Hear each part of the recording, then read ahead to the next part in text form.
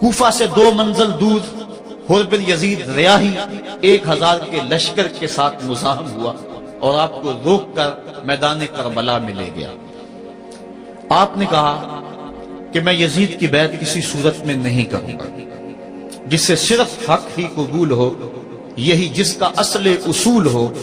جو نہ جھک سکے جو نہ بک سکے، اسے کربلائیں ہی راس ہیں۔ حضرت امام حسین امام حمام کربلا کے تپتے ہوئے ریگزار کے اندر 2 محرم کو پہنچے اور 9 محرم تک آپ مختلف انداز سے مفاہمت کی بات اس انداز سے کرتے رہے کہ میں بیعت نہیں کروں گا لیکن کچھ تو خون سے بھی بچنا چاہتا ہوں،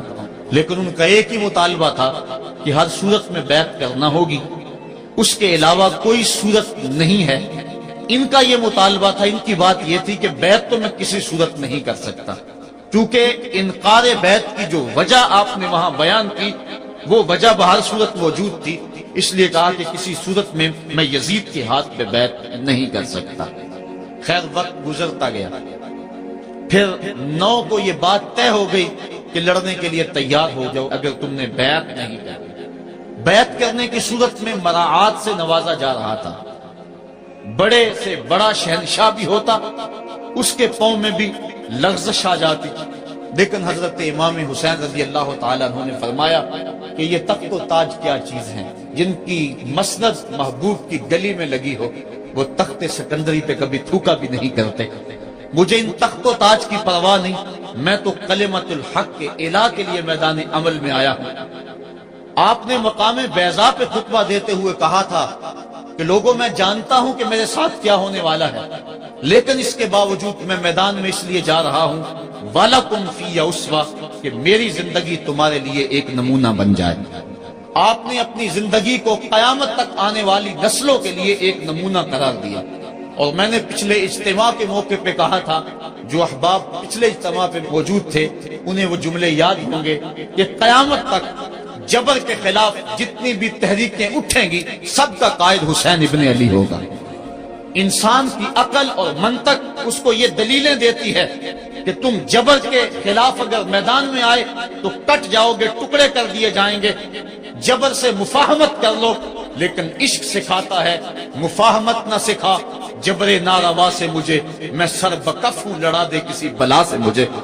تو عشق انسان کو لڑنے کا سلیقہ دیتا ہے، محبت باطل سے ٹکرانے کا درس دیتی ہے۔ کہا میں اس کے باوجود میدان عمل میں جا رہا ہوں اس لیے کہ میری زندگی تمہارے لیے نمونہ بن جائے، اور قیامت تک لوگ میری زندگی سے راہ تلاش کرتے کرتے میری زندگی کو نمونہ بناتے بناتے جبر کے مقابلے میں کھڑے ہو جائیں اور سرخروئی اور کامیابی حاصل پائیں۔ تا قیامت قطع استبداد کر، موج خون او چمن ایجاد کر۔ اللہ اللہ بائے بسم اللہ پدر،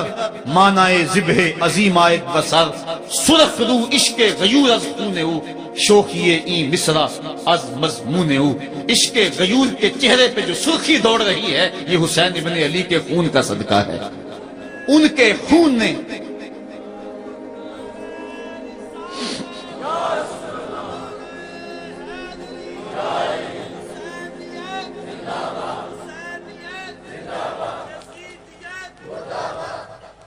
آپ نے 9 کی شب کو چراغ بجھا دیے،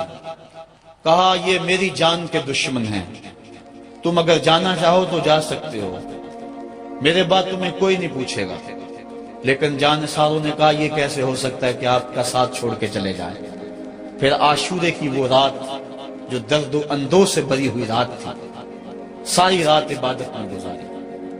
ایک طرف شراب چل رہی ہے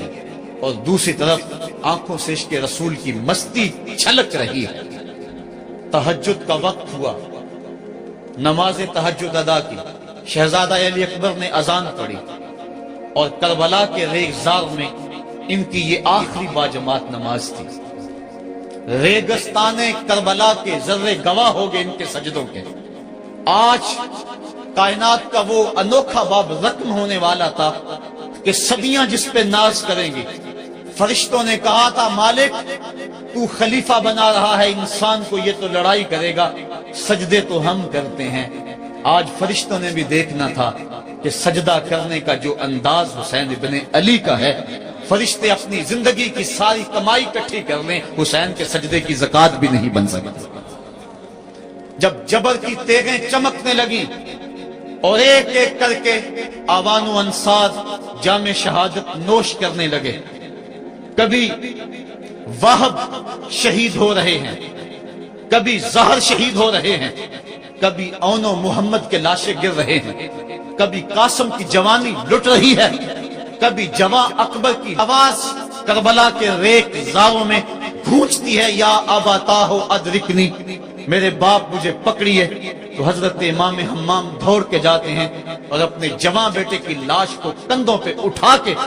خیموں تک پہنچا کے ہاتھ فضا میں بلند کرتے ہوئے عرض کرتے ہیں، ربنا تقبل منا ھذا القربان، مالک حسین کی یہ قربانی بھی قبول کر لے۔ معصوم علی اصغر کو ہاتھوں میں لے کر جب سوئے فرات بڑھے اور 2 شاخہ تیر ان کے حلق میں پیوست ہوا، چلو میں خون لے کر آسمان کی طرف اچھال کے کہتے تھے، مالک میری یہ کمائی تھی، یہ بھی تیرے راہ میں قربان کرتا ہوں، حسین کی یہ ننھی قربانی بھی قبول کر لے۔ اب آیان و انصار اور اہل بیت کی ایک ایک کلی کربلا کے اندر کٹ گئی، فاطمہ کا سارا چمن اجڑ گیا، مصطفیٰ کی آل میدان کربلا کے اندر کٹ گئی۔ اب امام حمام ہاتھ میں تلوار لیے میدان عمل میں آئے اور آپ نے جو آخری خطبہ دیا تاریخ کے اوراق میں موجود ہے، لوگوں میرا حسب و نسب پہچانو، میں کون ہوں، میں کون ہوں، مجھے پہچانو، جلدی نہ کرو، ناحق خون اپنے ذمے نہ لو، میں وہ ہوں جو رسول کریم کے کاندھوں پہ کھیلتا رہا ہوں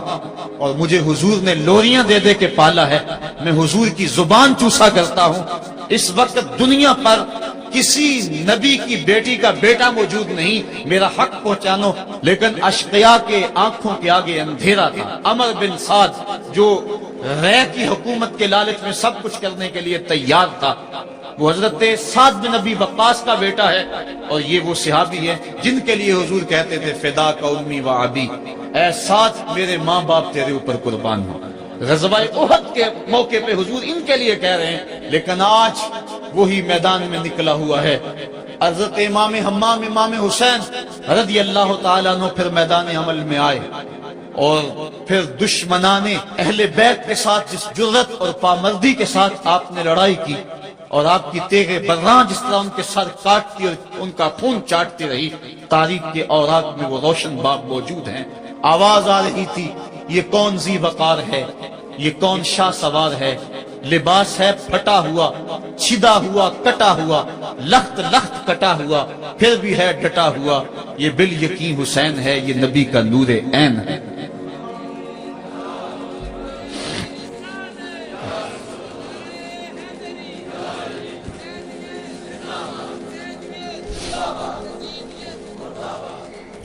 حضرت امام حسین حضرت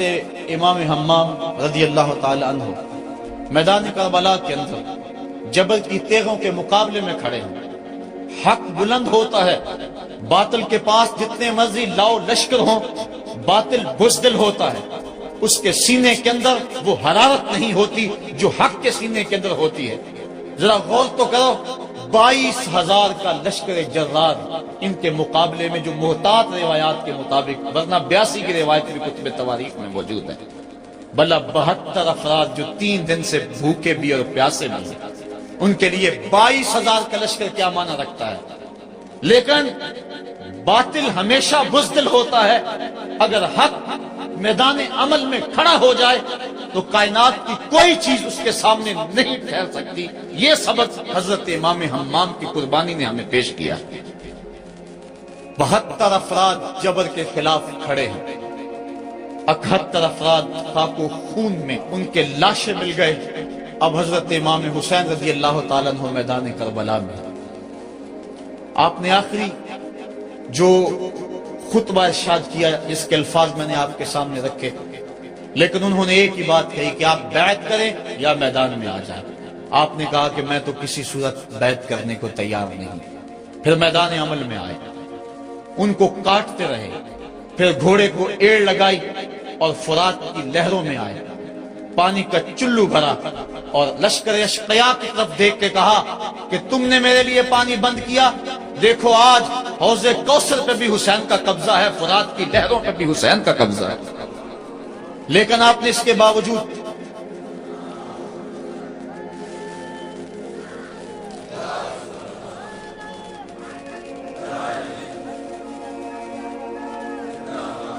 حضرت امام حمام، حضرت امام حسین رضی اللہ تعالیٰ عنہ نے پانی پیا نہیں۔ ان کو سکینہ کی پیاس یاد آ گئی ہوگی، جس طرح حضرت علی اصغر پیاس سے شہید ہوئے وہ منظر یاد آ گیا ہوگا۔ اور دوسری بات یہ تھی، یہ امتحان تھا، اس لیے حضرت امام حمام نے پانی نہیں پیا، لیکن ان کو بتلانا مقصود تھا کہ اگر میں چاہوں تو یہ پانی پہ قبضہ کر سکتا ہوں، اور پھر یہ ساتھی حوض کوثر کے نواسے ہیں، اگر یہ اشارہ کرتے تو کوثر کی نہریں چھلک کے کربلا کے میدان میں